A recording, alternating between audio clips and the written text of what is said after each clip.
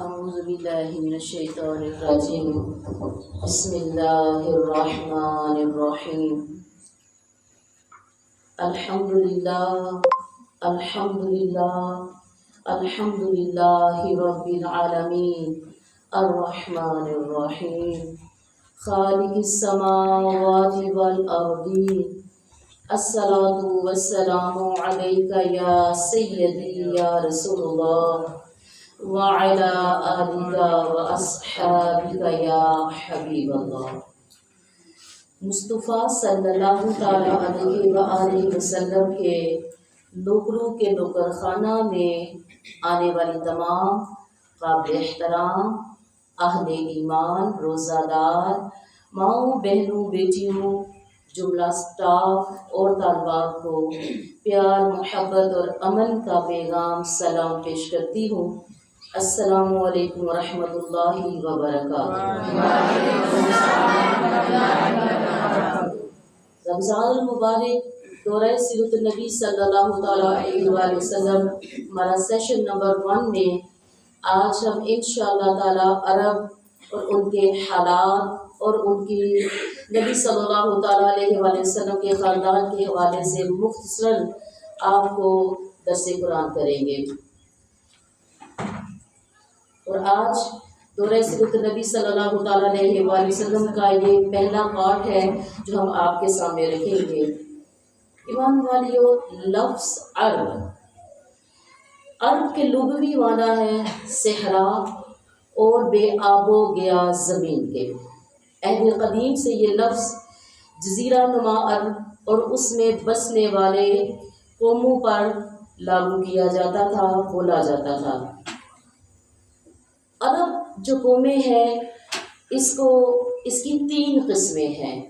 مورخین نے نسلی اعتبار سے عرب کی 3 قسمیں ہمارے سامنے رکھی ہیں۔ پہلی قسم عرب بائدہ، دوسری قسم عرب عاربہ اور تیسری قسم عرب مستعربہ۔ عرب بائدہ یعنی وہ قدیم عرب قبائل اور قومیں جو بالکل ناپید ہو گئی اور ان کے متعلق کوئی ضروری تفصیلات بھی دستیاب نہیں ہے، مثلاً عاد، سمود، تسب، جدیس اور عمالقہ وغیرہ۔ عرب عاربہ یعنی وہ عرب قبائل جو یعرب بن یشجب بن قحطان کی نسل سے ہیں، انہیں قحطانی عرب بھی کہا جاتا ہے۔ عرب مستعربہ یعنی وہ عرب قبائل جو حضرت اسماعیل علیہ السلام کی نسل سے ہیں، انہیں عدنانی عرب کہا جاتا ہے۔ ایمان والی، رسول اللہ صلی اللہ تعالیٰ علیہ وآلہ وسلم کا فرمان عالیشان ہے کہ اللہ تعالیٰ نے ابراہیم علیہ السلام کی اولاد میں سے اسماعیل علیہ السلام کا انتخاب فرمایا، پھر اسماعیل علیہ السلام کی اولاد میں سے کنانہ کو منتخب کیا اور کنانہ کی نسل سے قریش کو چنا، پھر قریش میں سے بنو ہاشم کا انتخاب کیا اور بنو ہاشم سے اللہ کے نبی نے فرمایا میرا انتخاب کیا۔ مزید حضرت ابن عباس رضی اللہ تعالیٰ عنہ کا بیان ہے کہ رسول اللہ صلی اللہ تعالیٰ علیہ وآلہ وسلم نے فرمایا، اللہ تعالیٰ نے خلق کی تخلیق فرمائی تو مجھے سب سے اچھے گروہ میں بنایا۔ اللہ تعالیٰ کے نبی کیا فرمایا؟ مجھے سب سے اچھے گروہ میں بنایا، پھر ان کے 2 گروہوں میں سے جو زیادہ اچھا گروہ تھا اللہ تعالیٰ نے مجھے اس میں رکھا۔ پھر جو قبائل کو چنا تو اللہ کے نبی فرماتے ہیں مجھے سب سے اچھے قبیلے کے اندر بنایا۔ پھر گھرانوں کو چنا تو مجھے سب سے اچھے گھرانے میں بنایا۔ اللہ کے نبی فرماتے ہیں کہ لہٰذا میں اپنے ذات کے اعتبار سے سب سے زیادہ اچھا ہوں اور اپنے گھرانے کے اعتبار سے سب سے زیادہ بہتر ہوں۔ ایمان والیوں، چلتے ہیں ذرا دورہ سیرت النبی صلی اللہ تعالیٰ علیہ وسلم میں خاندان نبوت کی طرف میں کہ آپ کا نسب کیسا تھا، ایمان والیوں، نبی صلی اللہ تعالیٰ علیہ وآلہ وسلم کا نسب 3 حصوں پر تقسیم کیا جا سکتا ہے۔ ایک حصہ جس کی صحت پر اہل سیر اور ماہرین انساب کا اتفاق ہے، اور یہ حصہ یہ عدنان تک منتہا ہوتا ہے۔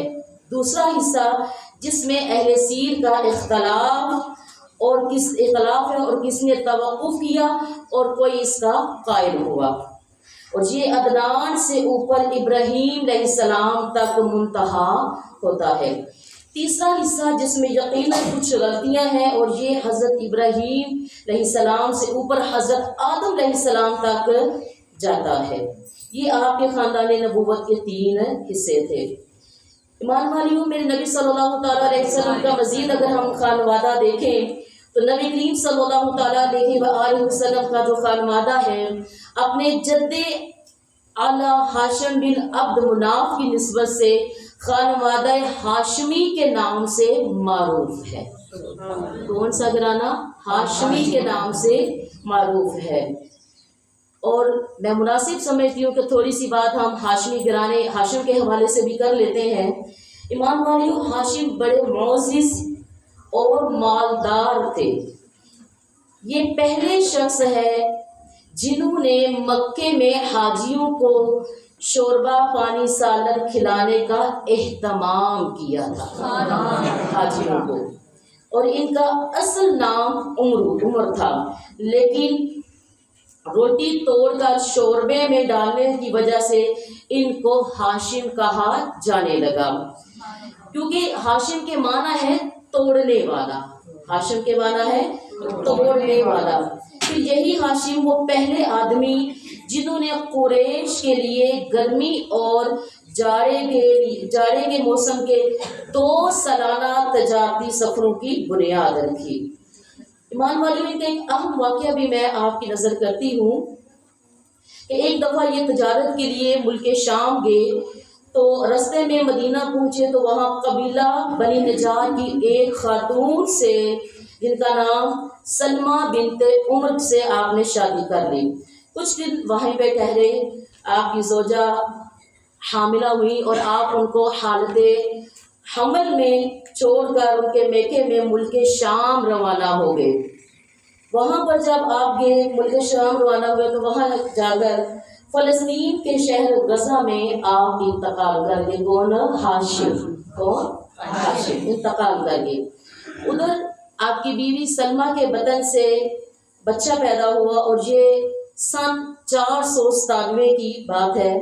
چونکہ بچے کے سر کے بال سفید تھے تو اس لیے ان کی والدہ نے ان کا نام شیبہ رکھا، اور یثرب میں اپنے میکے ہی میں وہ بھی اس بچے نے اس ماں نے اپنے بچے کو اپنے میکے میں ہی پرورش کی، اور آگے چل کے یہ بچہ جو تھا عبد المطلب کے نام سے مشہور ہوا۔ عرصہ تک خاندان جو ہاشم ہے ان کا نام پوشیدہ رہا، اور ان کے بارے میں کسی آدمی کو بھی علم نہ تھا۔ آگے چل کے ایمان والیوں ہم دیکھتے ہیں کہ پھر ہاشم کے سے جو اولاد ہوئی وہ اللہ تعالیٰ نے ان کو کل 4 بیٹے اور 5 بیٹیاں عطا کی تھی۔ یہ میرے نبی کا خانوادہ ہے۔ اب آگے چلتے ہیں اور دیکھتے ہیں کہ عرب کے مزید حالات کیسے تھے، ان کے ادیان یعنی کہ ان کا جو ایک دینی سلسلہ تھا، عقیدے کے حوالے سے جو سلسلہ تھا وہ کیسا تھا۔ عام باشندگان عرب حضرت اسماعیل علیہ السلام کی دعوت و تبلیغ کے نتیجے میں دین ابراہیمی کے پیرو تھے، وہ دین ابراہیم کی پیروی کرتے تھے، اس لیے صرف اللہ تعالیٰ کی عبادت کرتے تھے اور توحید پر وہ کاربند تھے۔ لیکن وقت گزرنے کے ساتھ ساتھ انہوں نے خدائی درس و نصیحت کا ایک حصہ بھلا دیا، پھر بھی ان کے اندر جو توحید اور کچھ دین ابراہیمی کے شعار تھے وہ باقی تھے، تاں کہ بنو خزاعہ کا ایک سردار عمر بن لحی منظر عام پر آیا۔ اس کی نشنما بڑی نیکوکاری، صدقہ و خیرات اور دینی امور سے گہری دلچسپی پر ہوئی تھی، اس لیے لوگوں نے اس سے محبت کرنا شروع کر دی کہ یہ ہمارے دین کے حوالے سے بڑا اچھا انسان ہے، تو لوگوں نے اس کی پیروی شروع کر دی، بلکہ نہ صرف اس کو محبت کی نظر سے دیکھا بلکہ اس کو اکابر علماء اور فاضل اولیاء میں سے سمجھ کر اس کی پیروی کی۔ پھر اس شخص نے کیا کیا کہ اس شخص نے ملک شام کا سفر کیا، دیکھا تو وہاں بتوں کی پوجا کی جاتی تھی۔ کس کی پوجا؟ بتوں کی پوجا کی جا رہی تھی۔ اس نے سمجھا کہ یہ بھی بہتر اور برحق ہے، کیونکہ ایمان والیوں ملک شام پیغمبروں کی سرزمین ہے، ملک شام پیغمبروں کی سرزمین ہے، اور آسمانی کتابوں کا نزول ہوا تھا، وہ آسمانی کتابوں کی نزول گاہ بھی ہے۔ چنانچہ وہ اپنے ساتھ حبل بت بھی لے آیا اور اسے خانہ کعبہ کے اندر اس نے نصب کر دیا اور اہل مکہ کو اللہ کے ساتھ شرک کرنے کی دعوت دی۔ اہل مکہ نے اس کی دعوت پر لبیک کہا۔ اس کے بعد بہت جلد باشندگان حجاز بھی اہل مکہ کے نقش قدم پر چل پڑے، کیونکہ وہ بیت اللہ کے ولی اور حرم کے باشندے تھے۔ اس طرح عرب میں بت پرستی کا آغاز ہوا۔ ایمان والیوں، مشرکین نے مسجد حرام کو بھی بتوں سے بھر دیا۔ چنانچہ جب مکہ فتح کیا گیا تو بیت اللہ کے ارد گرد جتنے بت، تقریباً 360 بت تھے، جو خود نبی کریم صلی اللہ تعالیٰ علیہ وآلہ وسلم نے اپنے دست مبارک سے ان کو توڑ ڈالا اور ہر ایک کو چھڑی کی ٹھوکر مارتے ہوئے نیچے گرایا اور وہ گرتا گیا۔ پھر آپ صلی اللہ تعالیٰ علیہ وآلہ وسلم نے حکم دیا کہ ان سارے بتوں کو مسجد حرام سے باہر نکال کر جلا دیا جائے۔ غرض ایمان والیوں، جو بت پرستی اور شرک کی جو ابتدا تھی، وہ اہل جاہلیت میں دین کا سب سے بڑا مظہر بن گئی تھی، دین کا سب سے بڑا مظہر بن گئی، جنہیں گمانڈ تھا کہ وہ حضرت ابراہیم علیہ السلام کے دین پر ہیں۔ آگے چلتے ہیں تو دیکھتے ہیں کہ بت پرستی کا اہل جاہلیت نے اور کیا کیا۔ پھر اہل جاہلیت کے یہاں بت پرستی کے کچھ خاص طریقے اور مراسم بھی رائج تھے، جو زیادہ تر عمر بن لوحی کی اختراع تھے۔ اہل جاہلیت سمجھتے تھے کہ عمر بن لوحی کی اختراع دین ابراہیمی میں تبدیلی نہیں بلکہ بدعت حسنہ ہے، بدعت حسنہ اچھی بدعت ہے۔ تو ذہن میں چند ایک اہل جاہلیت کے اندر جو رائج بت پرستی کے اہم مراسم کا ذکر میں آپ کے سامنے کر رہی ہوں۔ نمبر 1 پہ کہ دور جاہلیت کے مشرکین بتوں کے پاس مجاور بن کر بیٹھتے تھے اور ان کی پناہ ڈھونڈتے، ان کی بتوں کی پناہ ڈھونڈتے تھے، انہیں زور زور سے پکارتے تھے اور حاجت روائی مشکل کشائی کے لیے ان سے فریاد اور التجائیں کرتے تھے اور سمجھتے تھے کہ وہ اللہ سے سفارش کر کے ہماری مرادیں پوری کرا دیں گے۔ یہ ان کا ایک تھا۔ دوسرا، بتوں کا حج اور طواف کرتے تھے، ان کے سامنے عجز و نیاز سے پیش آتے تھے اور انہیں سجدہ کرتے تھے، بتوں کو سجدہ کرتے تھے۔ تیسری بات، بتوں کے لیے نذرانے اور قربانیاں پیش کرتے اور قربانی کے ان جانوروں کو کبھی بتوں کے آستانوں پر لے جا کر ذبح کرتے تھے اور کبھی کسی بھی جگہ ذبح کر لیتے تھے، مگر بتوں کے نام پر ذبح کرتے تھے۔ اور ذبح کی ان دونوں صورتوں کا ذکر اللہ تعالیٰ نے قرآن مجید فرقان حمید میں بھی کیا ہے۔ ارشاد ہے، بسم اللہ الرحمن الرحیم، وما ذبح علی النصب، یعنی وہ جانور بھی حرام ہے جو آستانوں پر ذبح کیے گئے ہوں۔ دوسری جگہ اللہ تعالیٰ نے ارشاد فرمایا، وَلَا تَأْكُلُوا مِمَّا لَمْ يُذْكَرِ اسْمُ اللَّهِ عَلَيْهِ، یعنی اس جانور کا گوشت مت کھاؤ جس پر اللہ کا نام نہ لیا گیا ہو۔ ایمان والیوں، یہ تھا ہمارے دورہ سیرت نبی سیشن 1 کا پہلا پارٹ، جس میں ہم نے تھوڑا سا عرب کے حالات کو دیکھا، قوموں کے حالات کو دیکھا اور نبی صلی اللہ تعالیٰ علیہ وآلہ وسلم کے نسب مبارک کو دیکھا۔ اس پیغام کو زیادہ سے زیادہ پھیلائیے۔ والسلام فی امان اللہ۔